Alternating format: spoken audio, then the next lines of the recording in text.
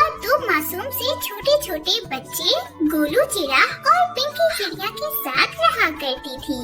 कालू कौवे के पास खेती लायक एक छोटी सी जमीन थी, जहाँ पर वह हर साल केले की खेती किया करता था और उन केलों को वह बाजार की मंडी में ले जाकर बेच दिया करता था। कालू कौवे को केले बेचकर जो थोड़े बहुत पैसे मिल जाते थे, वह अपनी पत्नी टुनटुनी चिड़िया को दे दिया करता था और उन्हीं पैसों से टुनटुनी चिड़िया सालों भर अपने परिवार का भरण पोषण करती थी। अरे भाग्यवान, मुझे जल्दी से खाने को दे दो, बहुत देर हो गई है, मुझे खेत पर काम करने जाना है। हाँ हाँ कालू जी, बस 2 मिनट, अभी भोजन लेकर आई। ये लीजिए कालू जी भोजन। कालू जी, आज आप खेत पर केले के बीज बोने जा रहे हो ना? हाँ भाग्यवान, तुम्हें तो पता ही है कि हर साल मैं अपने खेत में केले की ही फसल उगाता हूँ। तो कालू जी, मैं क्या सोच रही थी कि घर का सारा काम हो गया है, तो मैं आपके साथ खेत पर चलूं और खेत के कामों में आपकी थोड़ी मदद कर दूं। ठीक है भाग्यवान, चलो खेत पर हाँ, बच्चों के स्कूल से आने से पहले ही तुम घर वापस लौट आना। ठीक है जी, मैं समय से घर वापस आ जाऊंगी। और फिर दोनों पति पत्नी खेत में बीज बोने के लिए चले जाते हैं।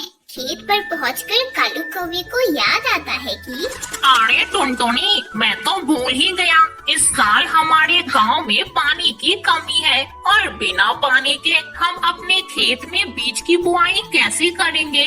तभी जंगल का मुखिया सेठ रामलाल तोता उधर से गुजर रहा था।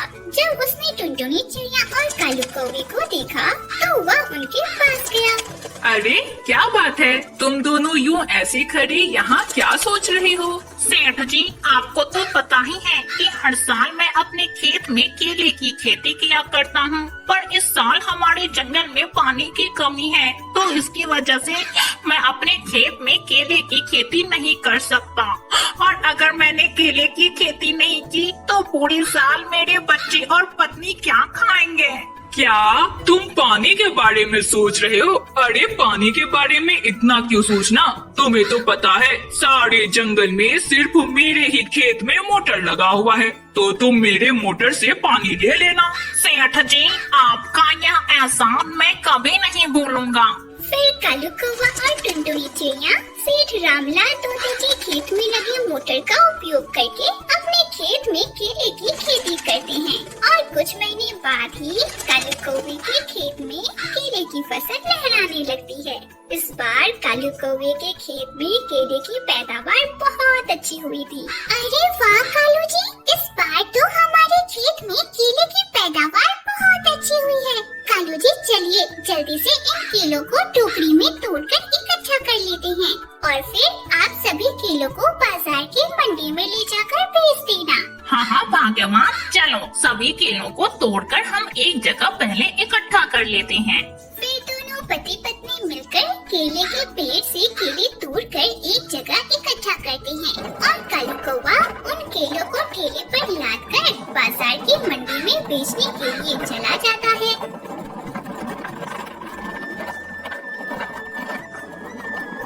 जब कालू कौवा बाजार की मंडी पहुंचकर अपने केलों को बेच रहा था, तभी सेठ रामलाल तोता उसे केले बेचते हुए देख लेता है। इस कालू कौवे को केले बेचकर बहुत अच्छा मुनाफा हुआ है और यह तभी संभव हो पाया है जब मैंने इसकी मदद की और इसने मेरे खेत में लगे मोटर का इस्तेमाल किया, तो इसके फायदा में से आधा पैसा तो मुझे मिलना ही चाहिए। और यह कहकर सेठ रामलाल तोता कालू कौवे के पास जाता है। अरे ओ कालू, मेरे पानी देने की वजह से ही आज तेरे केले की फसल इतनी अच्छी हुई है। हाँ सेठ जी, आप सही बोल रहे हो, अगर आपने उस दिन मुझे पानी नहीं दिया होता तो आज मेरे हाथों में पैसे नहीं होते। हाँ, तो इसका मतलब तुम्हारे हाथ में जो पैसे हैं, इसका आधा पैसा तो मुझे मिलना चाहिए ना। ठीक है सेठ जी, ये लीजिए पैसे, आप ही की वजह से तो आज मेरे हाथों में ये पैसे हैं। यह देखकर सेठ रामलाल तोता हैरान होकर बोलता है, अरे मैंने सोचा कि तुम मुझे पैसे नहीं दोगे, पर मेरे मांगने के बाद ही तुमने मुझे पैसे दे दिए। अगर तुम इतने ही अच्छे बनकर रहोगे तो लोग तुम्हारी अच्छाई का फायदा उठाकर तुम्हें ही नष्ट कर देंगे। हाँ, इतना कहकर पैसे लेकर वह वहाँ से चला जाता है। अगली सुबह फिर से जब कालू कौवा अपने केले लेकर बाजार की मंडी में बेचने जाता है तो आज कोई भी दुकानदार उसके केले नहीं खरीदता। तो कालू कौवा परेशान हो जाता है और अपनी सारी केले की फसल को लेकर वापस घर चला जाता है। अरे कालू जी, आप इतनी जल्दी घर वापस लौट आए, और ये क्या, आप केले की फसल को भी अपने साथ लाए हो? क्या बात है कालू जी, आपने इन केलों को बेचा क्यों नहीं? कैसे बेचना टुनटुनी? बाजार में कोई इस केले को खरीदे तब तो। बाजार के किसी भी दुकानदार ने मेरे ये केले नहीं खरीदे। दोनों अभी बातें कर ही रहे थे कि उनके बच्चे स्कूल से घर वापस लौट आए। मम्मा मम्मा, आपको पता है आज मेरी सहेली ने टिफिन में आलू के चिप्स लाए थे। मम्मा, हमें भी आलू के चिप्स खाने हैं, हमें भी बना कर दो ना। हाँ मम्मा, पिंकी दीदी बिल्कुल सही कह रही है। आज राजू आलू के चिप्स खाकर मुझे बहुत चिढ़ा रहा था। मम्मा, मुझे भी आलू के चिप्स खाने हैं। मम्मा, आलू के चिप्स खाने को दो ना। अच्छा पापा, ठीक है, मैं तुम दोनों को चिप्स बनाकर देती हूँ। पहले तुम दोनों जाओ, हाथ मुंह धो लो, उसके बाद मैं तुम्हें बनाकर देती हूँ। अपनी मम्मा की बात मानकर दोनों बच्चे हाथ मुंह धोने के लिए चले जाते हैं। तब कालू कौवा टुनटुनी से कहता है, अरे टुनटुनी, तुमने बच्चों को झूठा दिलासा क्यों दिया?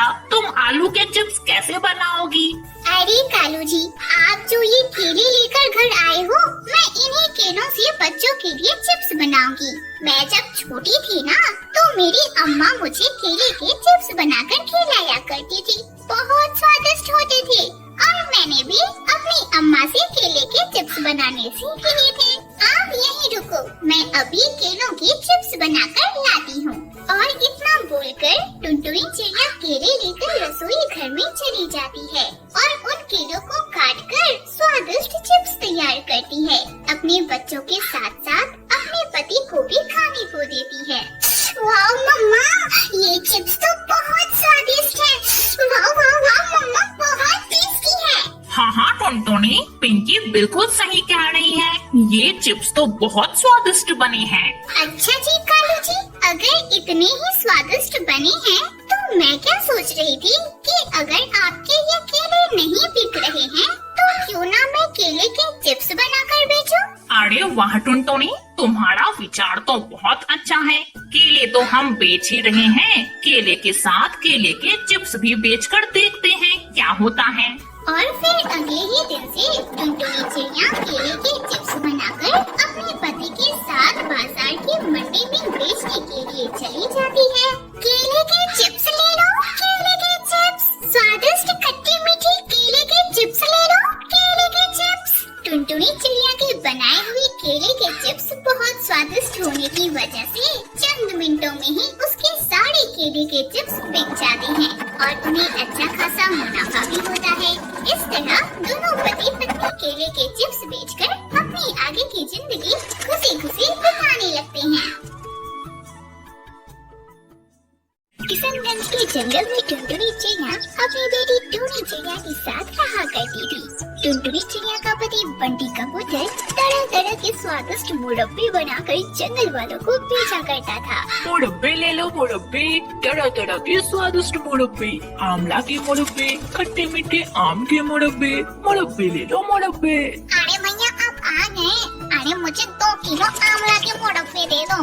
अरे वो क्या है ना कि आज मैं अपनी बेटी के ससुराल जा रही हूँ और मेरी बिटिया को आपकी दुकान के मुरब्बे बहुत अच्छे लगते हैं। हाँ हाँ बहन जी, अभी देता हूँ, ये लीजिए, ये रहे आपके 2 किलो आमला के मुरब्बे। वो पक्षी बंटी कबूतर से मुरब्बे लेकर चली जाती है।